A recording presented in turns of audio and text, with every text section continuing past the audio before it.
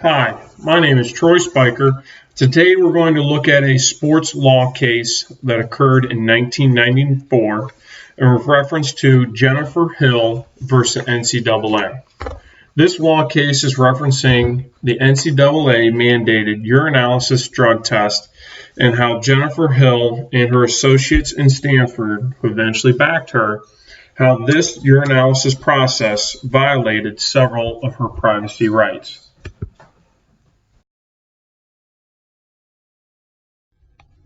Some background information to the situation at hand.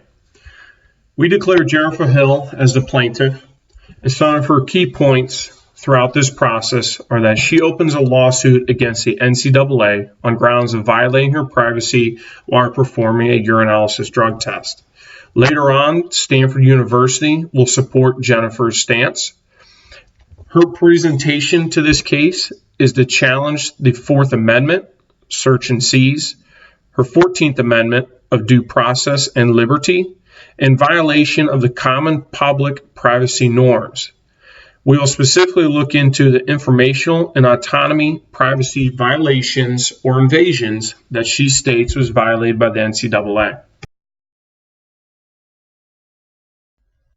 Now, for the plaintiffs, Jennifer Hill, her argument for how and why this urinalysis drug test by the NCAA violated privacy rights.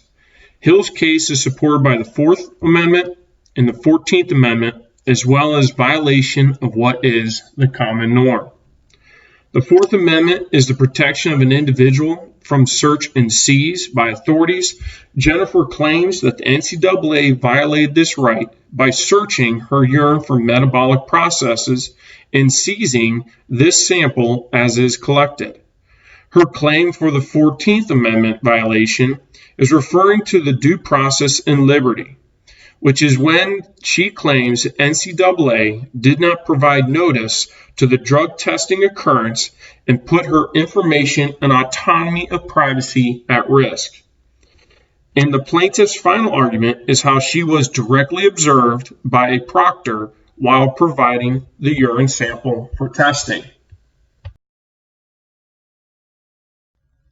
For the defendant's factual argument, the NCAA's response to the plaintiff on behalf of violating her 4th and 14th Amendment is one that was presented in a three-part statement and consent form. Within this case, this was signed by the materials that will be presented 18 years by the NCAA, the defendant, as well as the plaintiff, guardian, Jennifer Hill, acknowledging that the court system must be provided with clearly defined distributing. There are three main areas of aspect for this evidence that they are going to review to determine if there has been an invasion or violation of privacy.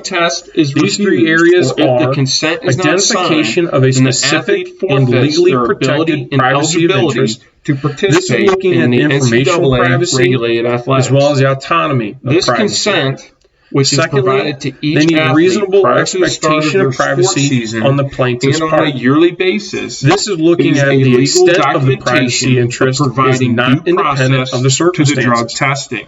And lastly, the seriousness of the invasion or violation of a college athlete versus a common public individual. Nature, the right to privacy or potential impact is foregone by the college athlete. Normalcy of a college athlete is determined by the level of competitiveness required of the athlete. With such great rigorous and disciplined physical activity required of the athlete, frequent physical examinations become routine by physicians, trainers, and coaches. Understanding that being part of an athletic program exposes athletes to common areas such as same-sex locker rooms for dressing and undressing, as well as shower rooms for proper hygiene. With these daily experiences of personal exposure, the NCAA supported their argument against violation of a common norm and invasion of autonomy when relating to physical exposure during a urinalysis test. As for protecting the statements made by the plaintiff with regards to violating her privacy of personal information, the NCAA had strict guidelines to the procedure of collecting, labeling, and notifying the appropriate authorities throughout the sample testing process. The urine sample, once collected, is labeled with an encoded label. This encoded label does not expose the individual who provided the sample, just a serial code that can be linked to the provider of the sample. Secondly, if a test results in a positive, the test for illegal or banned substances, the college or university's athletic director will be notified.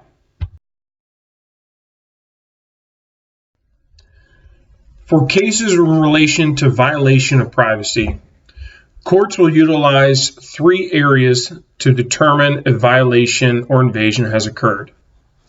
Constitutional privacy concerns must be clearly defined throughout the case.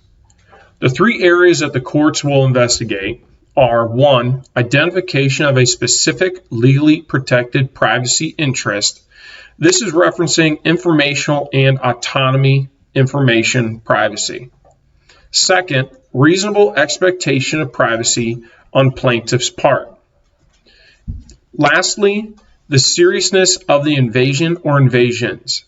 These must be within their scope, nature, and actual or potential impact to breach social norms.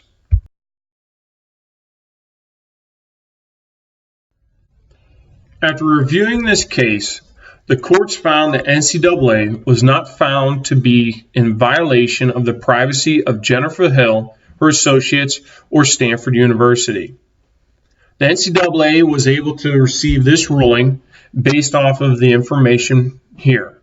The informed consent provided protection from the violation of the 4th Amendment, search and seize, as well as the 14th Amendment of due process and liberty. The drug testing purpose and process, which is for the insurance of safety, health, and welfare of contestants and or participants and those who compete against them. The encoded sample label, as well as the rigorous process of handling the sample throughout the testing process, is what secured the protection of autonomy and information privacy violation that Jennifer Hill had claimed.